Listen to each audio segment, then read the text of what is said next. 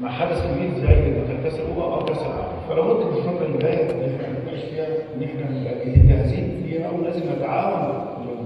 احنا لما يكون في انديه بتشارك في بطولات مهمه، بتمثل مصر في بطولات مهمه، بتاخد مساحه كويسه من الاستعداد ليها سواء كاس افريقيا او كاس العالم للانديه. فلا بد من منتخب مصر عشان يظهر بمظهر كويس، لابد ان احنا نتعاون كلنا ان احنا ان شاء الله ما يبقاش ان احنا بس ساعه البطوله او ساعه الماتشات يبقى احنا بنتفرج، يبقى انا اخش المدفع المدرب حسام حسن عمل ايه، تقييم فين الاداء، فين اللي مش عارف. لكن لابد ان انت تاخد كل مقومات النجاح، مقومات النجاح الاستعداد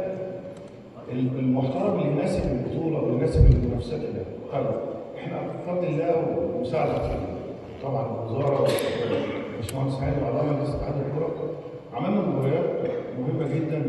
مع منتخبات اللي هي الناس كلها تتمناها، هي اسبانيا والبرازيل وكل المنتخبات اللي احنا فيهم، حتى المملكه العربيه السعوديه. ثم مباراه اخرى زي ما الباشمهندس هاني قال ان احنا بنتفاوض عليها، تبقى مباراه يعني في اخر مرحله مع البرازيل، قد يكون مش هقول مسميات في لحد دلوقتي لسه المباراه الثانيه الاخر استعداد هناك في كاس العالم.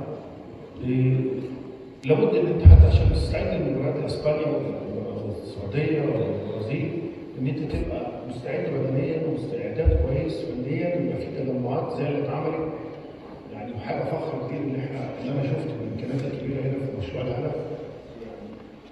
يغنيك عن اي تكون متواجد في اي